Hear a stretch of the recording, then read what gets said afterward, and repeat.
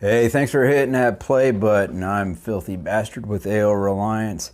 Coming at you today with my channel's first attempt at political commentary and analysis and giving you my opinion based on two articles I just pulled randomly off the, well, not really randomly, but two subject matters off the internet. Found two articles that pertain to what I'm talking about here. Since YouTube felt it was necessary to remove Alex Jones from its platform because of hate speech, I thought I'd give this a try, just showing that if you've got a 10th grade level of comprehension, you don't really need InfoWars. You don't need Mike Adams. I like having them because they give you two different perspectives on the same issue, and you can, draw a better opinion if you got different point of views, if it's based in honest truth and fact finding. Ain't that hard. I mean, I'm not a journalist. I'm smarter than a journalist. I didn't have to go into hundreds of thousands of dollars of student loan debt to go to work for CNN. Hell, I could apply there tomorrow and probably get hired. All I have to say is, Trump sucks. Oh, you're hired. No, so I thought, what better way to pay back YouTube that is all 2.5 million of Alex Jones subscribers decided with their channel once a week they were going to post some political analysis on politics and social issues, and given the same point of view that Alex would give, or from a libertarian, conservative, founding fathers point of view. That now instead of having one huge channel that they got to deal with, now they got a huge problem with 2 million channels doing the same thing or attempting it anyways. So I urge you, give it a try. I'm outside my comfort zone on this. I even put on a collared shirt for this coming. I try to look like a newsman, in my dining room here. Behind that curtain's a stackable washer and dryer. I mean, this is an A1 outfit right here. All right. So the two stories, I picked two stories.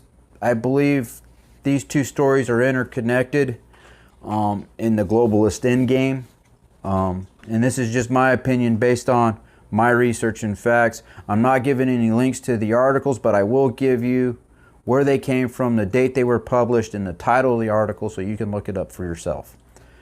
And, that way you can see that I'm not making any of the facts up. And that's the only thing I'm gonna give you the facts that I found, and I'm gonna give you my opinion.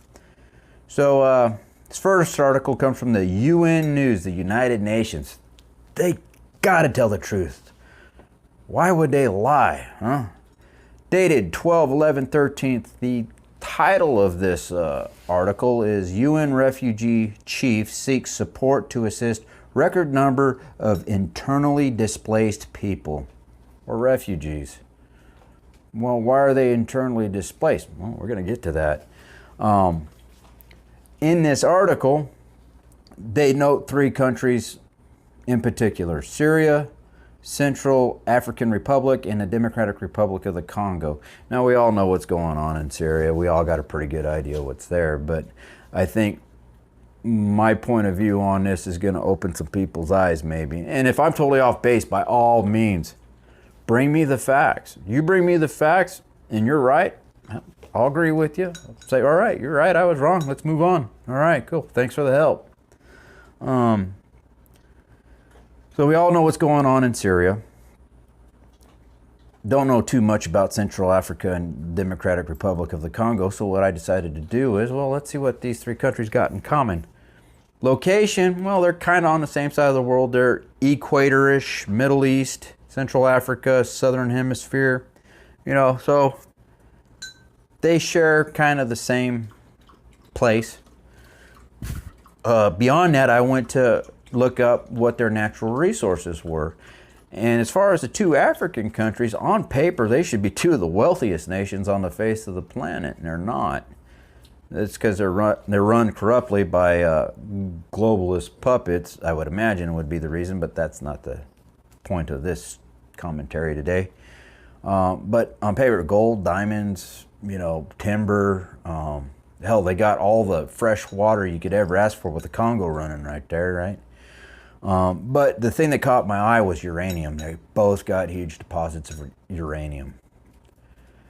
Syria, however, has large deposits of, no, not oil. We're not going oil. To me, that's smoke and mirrors. That's what they want you to look. We're fighting these wars because we're greedy capitalists and we need their oil. No, we don't. Honestly, if we started producing our own oil, we'll be just fine. We got more oil in this country than the Middle East has.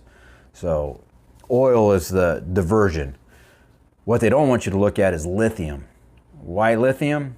Well, it's a very important part of everyday life now with all the devices and the computers and the eco-friendly cars, your Priuses, your Volts, the eco-friendly. Look up how they make up the batteries for those cars and see what China's doing to their soil, doing to their air, and doing to their water by manufacturing your clean burning cars. Morons. Anyways, lithium's the reason. That's why Russia's there for two reasons. One is they have a secure trade with lithium with Syria, plus Syria provides them a warm water port. So it's vitally important for Russia to have a place they could come to without having to sail all the way back to the top of the world. Those are two of the reasons they're fighting over lithium. But when you got indigenous people who aren't motivated by money and they're happy with where they're living, you got to get them out of there. And how are you going to get them out of there? You create conflict, you create drama, create a war. Now you have an refugee problem that this guy's asking help for. Hey, America, Russia, Canada, Europe, you need to take these people in and help us out with this humanitarian crisis. No, well, you created the crisis, you Nimrod. Anyways, Russia said no, so Russia's being painted a bad guy because they left the EU. They didn't want no part of that oligarchy. We're tasting freedom now. We tried the communist thing. It didn't work out. Remember '89, we tore down the wall. Now they're doing fine. More capitalist market ideas. And now they're being painted out as the bad guys because they don't want to help out. And I don't blame them. So anyways, now they send all these refugees from the Middle East and from Africa into Europe, and now it's creating all these other problems, which were intended to bring down the sovereignty. One world government, right? That's what they want. But now they're trying to figure out, they got this huge problem. They got this huge landmass known as Russia with all these resources too that doesn't want to play ball. They got a U.S. government with a new president in there that doesn't want to play ball on immigration either. And they're not wanting to take in a whole bunch of refugees. So what from South America? South America's got the same resources as Africa does. So America's experiencing this immigration problem from South America and Central America. So we've determined, all right, they want resources. They need to displace the people to get them resources. How can we use these people in our favor? Well, we can destroy sovereignty with them. All right, we'll just overrun everybody's country with these refugees, and there won't be no more borders. There won't be no more nobody's going to be able to police their own country anymore because it's going out of control with these immigrants and refugees.